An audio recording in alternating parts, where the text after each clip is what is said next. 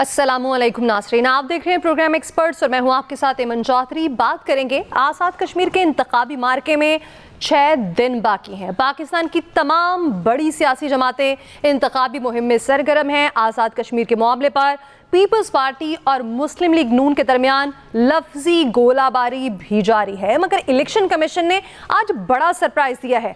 आज़ाद कश्मीर के इंतखाबी मार्के का शेड्यूल तब्दील कर दिया गया है। इलेक्शन कमीशन के मुताबिक अब वोटिंग एक साथ नहीं बल्कि 3 मुख्तलिफ मराहिल में होगी। 27 जुलाई को मीरपुर डिवीजन में मुजफ्फराबाद और मुहाजिरीन की नशिस्तों पर 2 अगस्त जबकि पूंछ डिवीजन में भी मार्का सजेगा।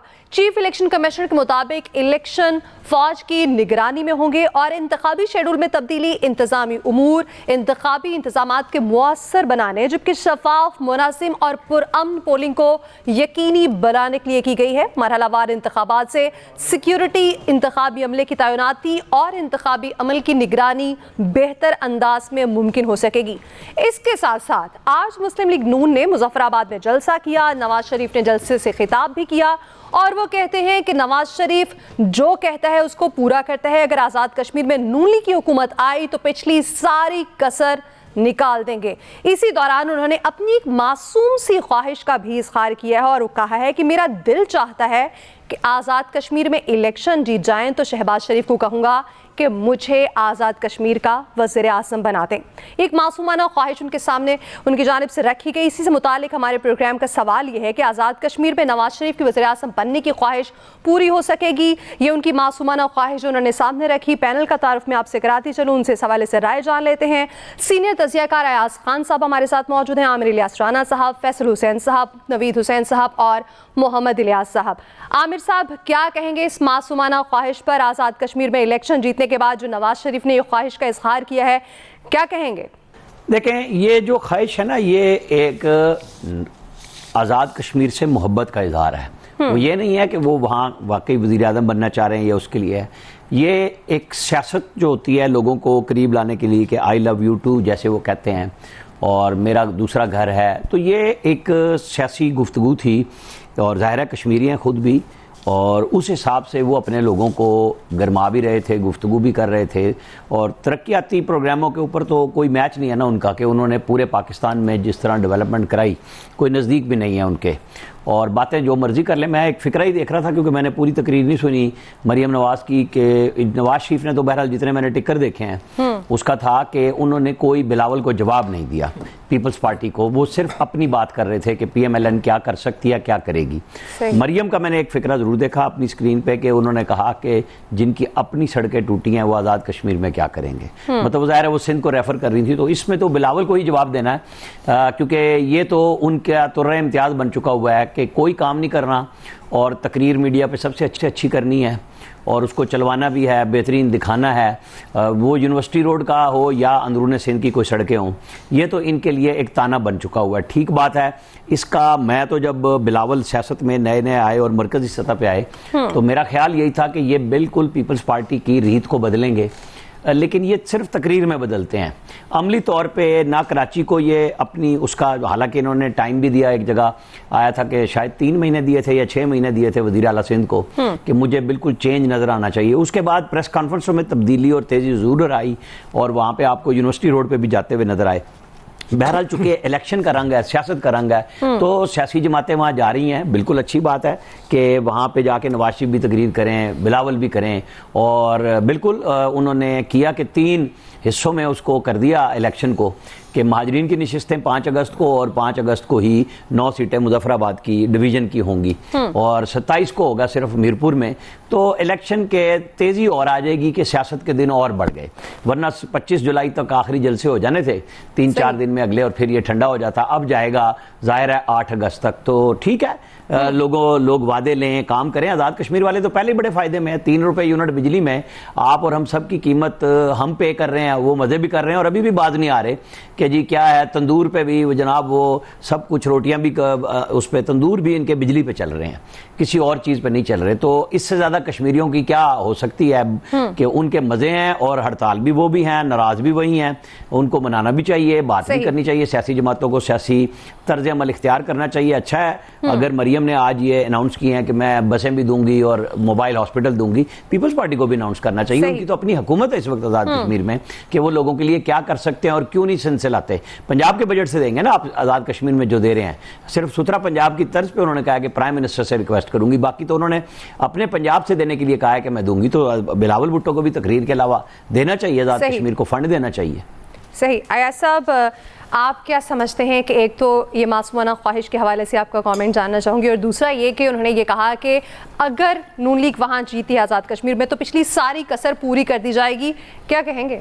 इमन, पॉलिटिशियन के लिए ज़्यादा देर बेरोज़गार रहना बड़ा मुश्किल होता है।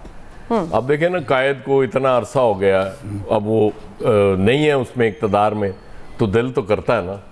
और अब आज मुझे समझ आई कि आज़ाद कश्मीर का वज़ीर आज़म तो शहबाज शरीफ साहब ने बनाना है। मैं समझ रहा था शायद कहीं और से बनते हैं वज़ीर आज़म, लेकिन वो चूँकि कह रहे हैं कि मैं इलेक्शन जीत गए तो शहबाज शरीफ साहब से कहूँगा कि मुझे वो बना दें। तो मैं भी शहबाज शरीफ साहब से रिक्वेस्ट करूँगा कि उनको बनाई दें, बड़ा अच्छा है। वो कुछ और वादे जो रह गए हुए हैं वो भी पूरे कर देंगे। और मुजफ्फराबाद को कहते हैं सबसे ज़्यादा खूबसूरत होना चाहिए था, क्यों नहीं है? अब जाहिर है पहली बार इक़्तिदार में PMLN ने आना है तो फिर अब खूबसूरत वो बना देंगे उसको। इससे पहले मौका चूँकि उन्हें नहीं मिला। वो राजा फारूक हैदर से भी पूछ रहे थे कि यार पता नहीं तुम बेहतर वज़ीर आज़म थे या मैं। खैर राजा साहब ने बड़ा फ़ौरन कहा नहीं मियाँ साहब आप क्या बात कर रहे हैं, आप बहुत बेहतर वज़ीर आज़म थे। अब ये मरहलावार इलेक्शंस की मुझे समझ नहीं आई। बिलावल ने बहुत शुरू में ये डिमांड की थी कि फ़िलहाल पोस्टपोन कर दें इलेक्शंस, वो पोस्टपोन कर दिया जाता तो ज़्यादा बेहतर था। अब आप जो मर्जी कहें, जब आपने 3 मरहलों में कर दिया उस इलेक्शन को, इसका मतलब ये है कि आप वहाँ जो सिचुएशन है, जो हालात हैं, वो ज़ाहिर है काबू में नहीं है, कंट्रोल में नहीं है ज़ाहिर है। वरना कभी ये हुआ नहीं था कि अब शायद पहली दफ़ा कहीं ख्याल आ गया हो कि चले महाजरीन की नशिस्तें भी उसके साथ कर लेंगे मुजफ्फराबाद की, लेकिन मुझे नहीं लगता। आपको ये इससे बेहतर फैसला किया जा सकता था, फिलहाल पोस्टपोन कर देते। जिस मुल्क में आप केयर टेकर गवर्नमेंट 1 साल तक चला सकते हैं, जिसका 3 महीने का मुद्दत होती है, तो उसमें ये इलेक्शन मुलतवी करना तो इश्यू नहीं था, और फिर आपके पास जवाब मौजूद था उन इलेक्शंस को मुलतवी करने का। अब जाहिर है पीपल्स पार्टी का फौरी रिएक्शन भी यही है कि ये उन्होंने तो इसको पसंद नहीं किया इस ऐलान को। बहरहाल जो लोग फैसला कर रहे हैं वो ज़ाहिर है हमसे बहुत ज़्यादा समझदार हैं, अक्लमंद लोग हैं, उन्हें बेहतर पता होता है कि चीज़ें कैसे आगे लेके जानी है।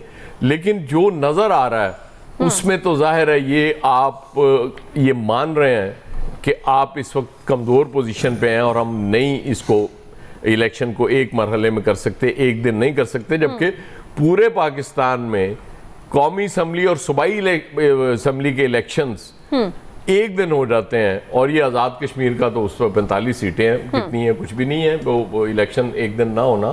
तो बेहतर ये था कि पहले मामलात तय कर लिए जाते। वो जो लोग नाराज़ हैं वो भी अपने ही लोग हैं, वो कहीं बाहर से नहीं आए हुए, इसी मुल्क में रहने वाले लोग हैं, और उनसे अगर बात करके मामला, तो सबसे ज़्यादा जिम्मेदारी तो पीपल्स पार्टी की थी।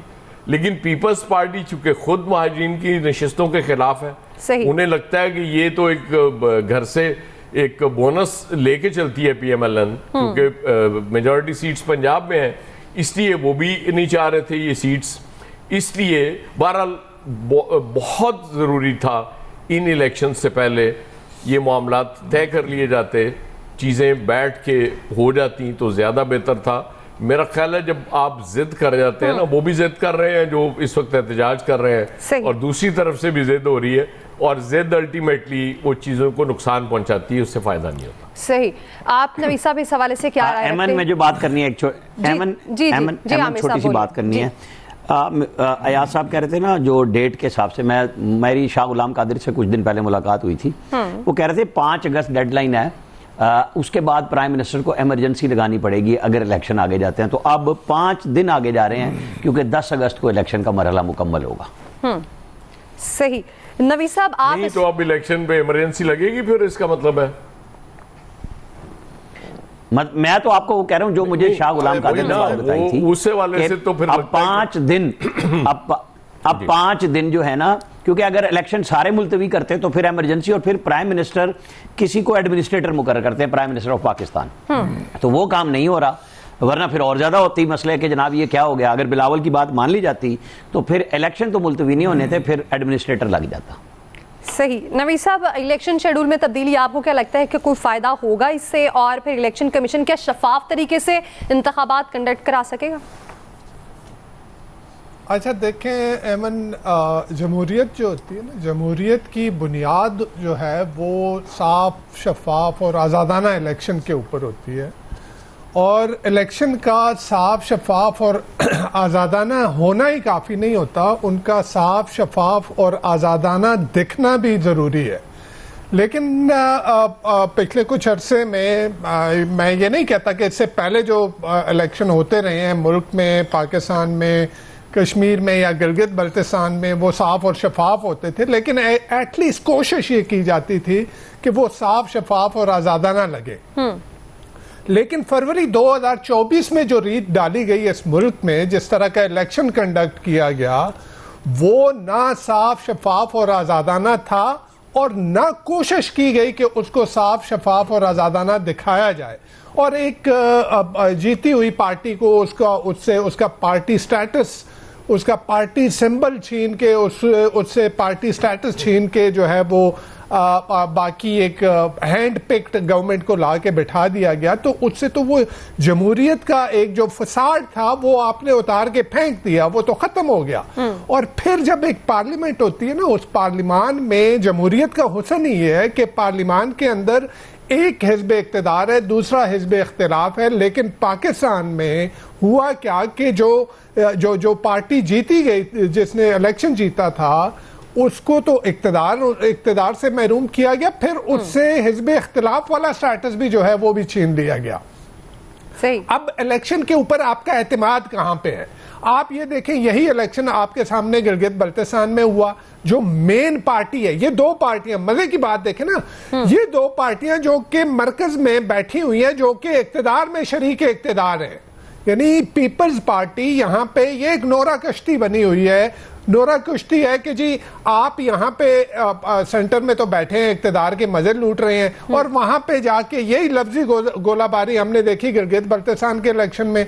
वहां पे जो मेन पॉलिटिकल पार्टी थी, आपने उसको तो ना आपने वहां कैंपेन करने दी, आपने ना उसको आज़ादाना तरीके से इलेक्शन लड़ने दिया। और फिर ये दो पार्टियां जो कि मरकज में जो है वो इक़्तिदार में बैठी हैं, उनके दरमियान एक नोरा कश्ती लड़ा के और फिर जो है इक़्तिदार जिसको देना था वो दे दिया गया। अब यही बात जो है कश्मीर में हो रही है। ये दो पार्टियां, एक पार्टी को जो है वो गिलगित बल्तिस्तान दे दिया गया, दूसरी को जो है वो कश्मीर दे दिया जाएगा। और यही रीजन है मेरे ख्याल में, पीपल्स पार्टी बिलावल भुट्टो जरदारी की तरफ से जिस तरह के स्टेटमेंट आ रहे हैं, तो मेरे ख्याल में उनको हवा के रुख का पता है कि जी गिलगित बल्तिस्तान तो हमें मिल गया, अब कश्मीर जो है वो दूसरी पार्टी को मिलेगा। तो देखें, इस तरह से आपका जमहूरी अमल से, इंतखाबात से अवाम का जो है वो एतमाद उठ जाता है। और जब तक आपकी गवर्नमेंट जो होती है वो अवाम की मुंतखब की हुई गवर्नमेंट नहीं होती, वो उनकी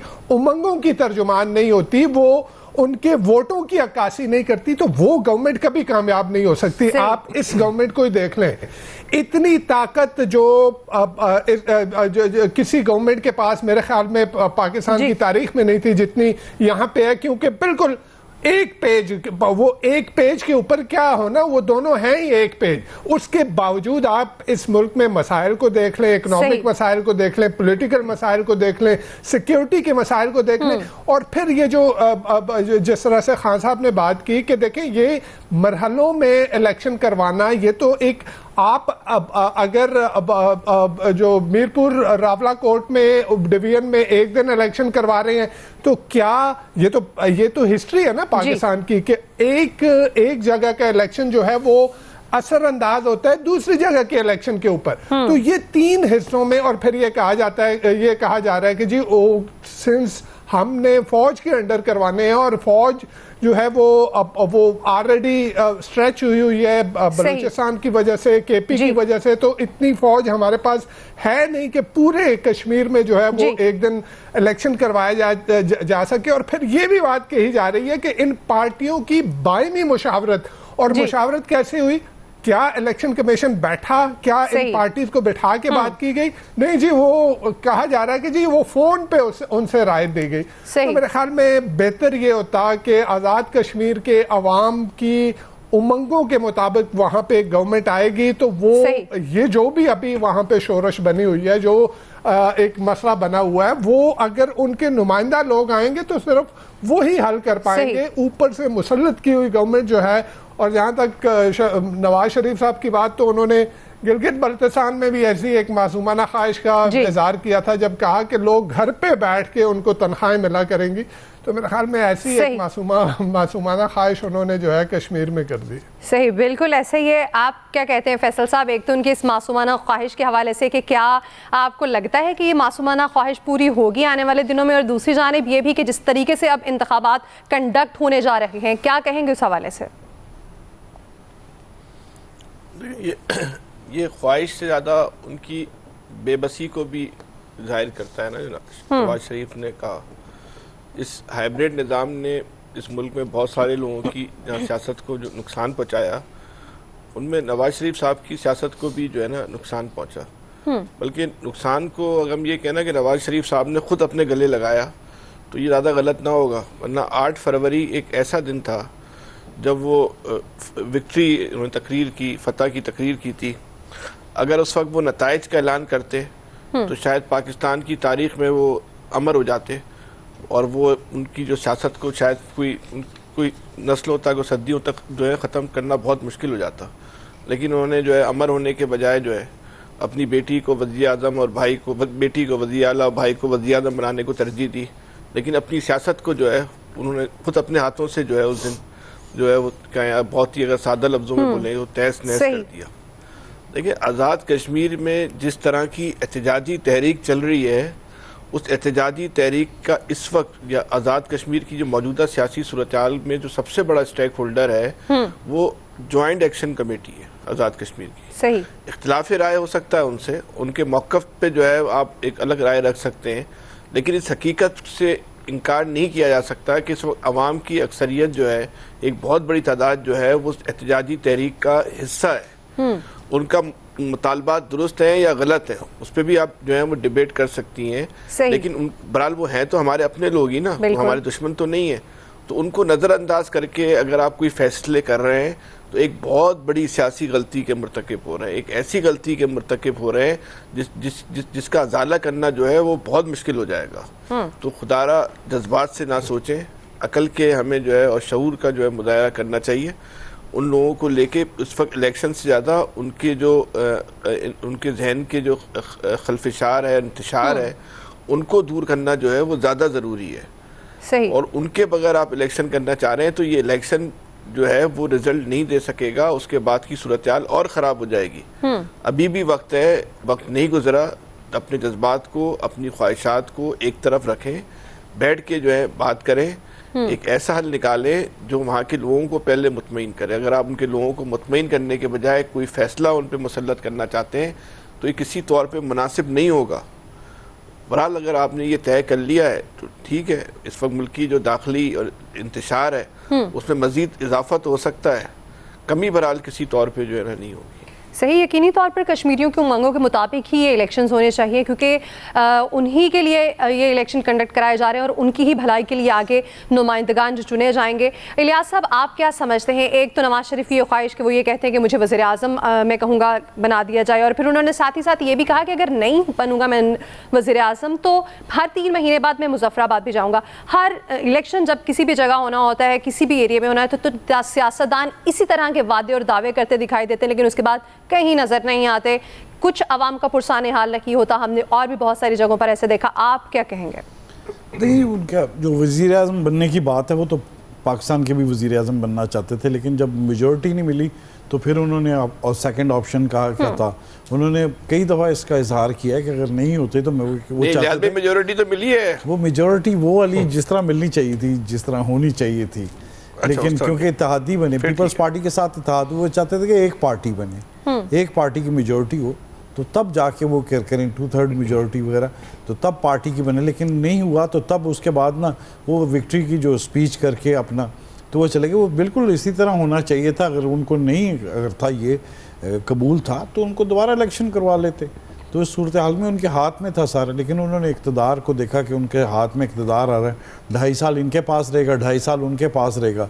फिर बाद में ये देखा जो इक़्तिदार में एक दफ़ा बैठ जाए फिर कोई छोड़ता नहीं है इक़्तिदार। तो वो ये सूरत हाल है। ज़ाहिर है इधर भी ख्वाहिश है, तो मासूम ख्वाहिश कह लें, जो मर्ज़ी कह लें इसको। तो लेकिन ये देख लें कश्मीर में तमाम सियासी जमातों को देख लें, हर एक सियासी जमात पहले जब उधर हालात ख़राब थे तो उधर ये चाह भी सकते थे कि सारी सियासी जमातें मिलकर एक वफा जाके एक्शन कमेटी के साथ मिलता, जाके मुज़ाकरात करता, उनको मसले को हल करता, तो जाके ये मामलात को तय किया जा सकता था अफ़वाम व तफ़हीम के साथ। लेकिन इनमें से कोई नहीं गए। ये सिर्फ सारे जा रहे हैं इक़्तिदार हासिल करने के लिए, उधर जाके स्पीचें कर रहे हैं, उधर बता रहे हैं कि हम ये कर देंगे वो कर देंगे, जिस तरह हमने पंजाब में किया है, सिंध में किया है, इधर भी इस तरह काम कर देंगे। तो वो ज़ाहिर है आज तक पाकिस्तान में होता क्या रहा है, तमाम सियासी जमातें सिर्फ वादे करती रही हैं और वादे अवाम के साथ वादे ही हुए हैं, और फिर गवर्नमेंट घर चली जाती, फिर भूल जाते हैं सारे, अवाम भी भूल जाती है। और ये देख लें लोग उधर, वो कश्मीर में ज़रा अवाम डट गई है, इनके वादों पर नहीं आ रही, इनके ये मसले बने हुए उधर उनके लिए। आप देखें यहाँ से पंजाब का ऐसा बसें उधर भी चली जाएंगी, उधर सिंध से भी जो चीज़ें चली जाएंगी। तो हर एक ने अपने पुराने वादे भी उनको जिता दिए हैं, नए वादे भी कर दिए हैं। तो जाहिर है पहले क्यों नहीं गई जब मसला उधर ख़राब था, तो हालात इतने नहज पर ना पहुंचते, मसले को पहले ही बैठ के सॉल्व कर लेते। बल्कि गवर्नमेंट को चाहिए था कि बैठते गवर्नमेंट को जाके इस मसले को हल के, जहाँ इतनी उनको रिलीफ दिया हुआ है, जहाँ हर मसला उनकी बात मानी हुई, तो ये भी जाके पॉलिटिकल मसला को जाके पहले भी सॉल्व किया, अब भी सॉल्व कर लेते, तो ये ना होता। आज जो भी ये ना करना पड़ता डेट मुख्तलिफ डेट्स में जाके इलेक्शन, लॉ एंड ऑर्डर की सिचुएशन, साफ और शफाफ इलेक्शन करने के लिए। ये सिर्फ बातें ही हैं इस मुल्क में, नारे इन अवाम के लिए ना सिर्फ नारे हैं। सही, नारों के अलावा कुछ नहीं मिलता है। दुआ तो यही कर सकते हैं कि नारों के अलावा, वादों के अलावा कुछ अमली तौर पर भी काम किया जा सके। एक्सपर्ट्स की राय आपने जानी। यहाँ वक्त है ब्रेक का। ब्रेक के बाद हम बात करेंगे पेट्रोलियम मसनूआत की रोजाना की बुनियाद पर कीमतों के तयन के लिए नए निज़ाम पर अमल तो शुरू हो गया है। नया निज़ाम अवाम के लिए कितना फायदेमंद साबित होगा, इस पर बात करेंगे ब्रेक के बाद। शुक्रिया अदा करेंगे इस पे, और काफ़ी खुश हैं हम। अच्छी बात है कि सस्ता करी जाए और मजीद भी सस्ता करे, कभी 1 पैसा, कभी 2 पैसे, 90 पैसे, तो बहुत खुशी होती है हमें। जहाँ पेट्रोल पूरा करें, जहाँ बिजली के बिल हम पूरा करें। हुकूमत से यही दरख्वास्त है कि पेट्रोल सस्ता कर ले, हम लोगों को थोड़ी। नाज़रीन, बात करेंगे पेट्रोलियम मसनूआत की कीमतों के रोजाना तयन के तरीक़ेकार पर अमल शुरू हो चुका है। इस नए निज़ाम में हुकूमत का कोई किरदार नहीं होगा, बल्कि ओगरा को ये जिम्मेदारी दी गई है कि वो आरबी मार्केट में कीमतों के उतार चढ़ाव के मुताबिक रोजाना की बुनियाद पर कीमतों का तयन करे। ओगरा पेट्रोल और डीजल की एक्स डिपो कीमतें रोजाना जारी करेगा और कीमतों में रद्दोबदल के लिए वज़ीर आज़म की पेश की मंजूरी दरकार नहीं होगी। पेट्रोलियम लेवी मुकर्ररा काबीना की मुकर्ररा हद से ज्यादा आयद नहीं की जा सकेगी और ऑयल मार्केट कंपनीज को मार्केट शेयर के मुताबिक पेट्रोल दरामद करने की इजाजत भी दी गई है। सवाल यह है कि हुकूमत की जानिब से पेट्रोलियम मसनूआत की कीमतों का नया निज़ाम लाने की आखिर वजह क्या है और इससे आवाम को क्या फायदा होगा। आमिर साहब क्या कहते हैं आप? देखें, रोजाना का जो मुकर्रर करना है वो दुनिया भर में बहुत सारे मुल्कों में है राइज, कोई इशू नहीं। असल इशू ये है कि यहाँ पे डीजल सिर्फ बरामद करेगा वहाँ से, दरामद करेगा पीएसओ जो सरकारी पेट्रोलियम कंपनी है। एक चीज़ क्लियर होनी चाहिए कि जी जब वो वहाँ से निकल रहा है शिप से जो डीजल आया है उसकी कीमत कितनी थी, उसके बाद बर्दारी के खर्चे कितने और प्राइस आप क्या दे रहे हैं, और बिल्कुल क्लियर करें। ये जो अवैस लगारी साहब ने धंधा किया है ना कि जी सारे क्यूआर कोड से ढूंढ लें आप, नहीं, बिल्कुल आप हमें टैक्सेस सारे बताएंगे क्या है। फिर जो आपने कहा है कि पेट्रोलियम कंपनी अपनी मार्केट शेयर के मुताबिक, तो फिर ओगरा क्यों करेगा जी? ओगरा तो एलपीजी का रेट नहीं मुकर्रर करा सकता जो दे के ड्रामा करते हैं और अपने लिए लोगों से दुआएं वसूल करते हैं रोजाना की बुनियाद पे। आप कंपनियों को मुकाबले में डाल दें कि जी जो करेगा फिर लोगों के पास सहूलत होगी, जिससे मर्जी खरीद ले। आप क्यों कह रहे हैं शेयर कोटा करेगा और कीमत ओगरा करेगी? क्यों करेगी जी? कंपनियों पे छोड़ दें, फिर पता चल जाएगा पीएसओ सस्ता बेचता है, दूसरी कंपनियां सस्ती बेचती है, महंगी बेचती हैं। लोगों के ऊपर फैसला छोड़े। सही। नवी साहब, आपकी क्या राय? देखिए, ये बड़ा एक मासूमाना सवाल है कि अवाम को क्या इससे फ़ायदा पहुंचेगा। क्या ये गवर्नमेंट अवाम के फ़ायदे के लिए बैठी हुई है यानी इस मुल्क की 42% आबादी जो है वो गुर्बत की लकीर से नीचे है। इस मुल्क के जो 60% आबादी है उनको पीने का साफ पानी मुयसर नहीं है। इस मुल्क की 33 से 37% बच्चे जो है वो स्टंटेड ग्रोथ का शिकार हैं। इस मुल्क के 2.5 करोड़ बच्चे जो हैं वो स्कूलों से बाहर हैं। ये हमारे जो इक्तदार में बैठे हैं लोग, क्या इनके कान पे जूं तक भी रेंगती है कि ये अवाम के लिए बैठे हुए हैं, ये अपने इक्तदार के मजे लूटने के लिए बैठे हैं और ये अपने लिए, यानी वो लोग जो पाकिस्तान से भागना चाह रहे हैं उनको भी आपका पासपोर्ट जो दुनिया में जो है वो 100वें नंबर पे है वो ऑफलोड कर दिया जाता है, उनको भागने नहीं दिया जाता और अपने लिए जो है वो ब्लू पासपोर्ट मांग रहे हैं। तो ये इक्तदार के लिए बैठे हैं, ये आपके अवाम के मफाद के लिए या उनको सहूलत देने के लिए नहीं है। सही। अयाज साहब आप क्या कहेंगे? देखिए, बात तो सीधी है कि अगर आपने डेली बेसिस पे करना है तो फिर बिल्कुल ऑयल कंपनीज को ये दें, उनसे कहें कि भाई अपना रेट प्रॉफिट जितना बनता है उस हिसाब से आप कर लें। एक कंपटीशन शुरू होगा और यकीन करें वो मैंने देखा है यूरोप के साथ साथ पेट्रोल पंप्स होते हैं और रेट्स मुख्तलिफ होते हैं, जिसका जिस कंपनी पे एतमाद है वो वहाँ से डलवाएगा। अमीर आदमी, गरीब आदमी के लिए तो ज़ाहिर होता है कि जहाँ से सस्ता मिलेगा वो डलवाएगा। तो बेहतर ये है कि फिर अगर इस सिस्टम पे आपने जाना है, लेकिन आपने चूंकि ऑयल कंपनीज के हाथों ब्लैकमेल भी होना है। कोई ऑयल कंपनी आपसे कहेगी कि जी ठीक है हम बेच सकते हैं सस्ता, हमको 5 रुपए पर लीटर सस्ता कर रहे हैं, क्योंकि एक कंपनी ने किया भी था जब ये हाई ऑक्टेन महंगा हुआ था, पूरा 100 रुपए सस्ता कर दिया था उन्होंने पर लीटर। सही। तो इससे भी खौफ है क्योंकि ऑयल कंपनीज फिर सर पे वो आ जाती हैं कि नहीं जी ये आप कैसे कर सकते हैं। तो ये सिस्टम ही सारा जो है ना गड़बड़ है। इस सिस्टम के रहते हुए कोई बेहतरी का आपके और मेरे लिए इम्कान नहीं है। इलियास साहब ले हुए तो मैं कह नहीं सकता। सही। फैसल साहब आपको लगता है कोई बेहतरी होगी आवाम के लिए? देखिए, बेहतरी का अगर पहलू होता तो पहले आप ये भी ख़त्म करते ना, जो टैक्सेस हुकूमत ने लगाए हुए उसको ख़त्म करते। फिर आप रेगुलेटरी अथॉरिटी पे क्यों डाल रहे हैं? फिर तो एक लॉजिकल बात है, फिर तो आप ओपन मुकाबला कर दें, हर कंपनी को जो है इख्तियार दे दें, मजीद कंपनियों को यहाँ लाने की जो है वो गुंजाइश पैदा करेंगे, वो भी आए अपनी जो है सरमायाकारी भी करें। एक बहुत बिकने वाला आइटम है यहाँ पर, उसमें जो करें। लेकिन जब आप ओगरा के हवाले कर रहे हैं तो इसका मतलब ये है कि आप रेट को किसी न किसी शक्ल में जो है कंट्रोल में रखना चाहते हैं ना। यहाँ की रेगुलेटरी अथॉरिटीज जो हैं वो इतनी आज़ाद तो नहीं है बहरहाल कि अपनी मर्जी और मंशा के मुताबिक जो है वो फैसले कर सके। बहरहाल इससे जो एक इंसान को जो टेंशन जुम्मे के दिन होती थी, अब वो टेंशन रोजाना की बुनियाद पर होगी। सही। इलियास साहब आपको क्या वो रोजाना की बुनियाद पर टेंशन होती नजर आती है या कोई फायदा? देखिए जी, उनके लिए इसको कंट्रोल करना है गवर्नमेंट के लिए मुश्किल है। गवर्नमेंट ने ये अपने से उतार के पेट्रोल की कीमतें ओगरा पर डाल दिया। ओगरा भी गवर्नमेंट का ही इदारा, एजेंसी है, ये 2002 में बनी थी ताकि रेगुलेट करे, चीज़ों को देखे। अब इसको इस काम पर लगाया जा रहा है कि रेगुलेट करे कि ऑयल कंपनियां जो पेट्रोल इंपोर्ट करती हैं ज़ख़ीरा ना करें और मार्केट में लेके आएँ। तो ये चीज़ की थी कि ज़ख़ीरा ना किया जाए। तो ज़ख़ीरा वगैरह जो चीज़ें वगैरह जो की जा रही गवर्नमेंट को चाहिए कि आज तक देख लें इस मुल्क को 78 साल हो गए बनने में, लेकिन आज तक इन्होंने अपने स्ट्रेटेजिक रिजर्व ही नहीं बनाए। यकीनी तौर पर ऐसी स्ट्रेटजी अपनाई जाए जो कि आवाम के लिए भी फायदेमंद हो। आज के प्रोग्राम से इतना ही, ख्याल रखिएगा, फीडबैक जरूर दीजिएगा। अल्लाह हाफिज़।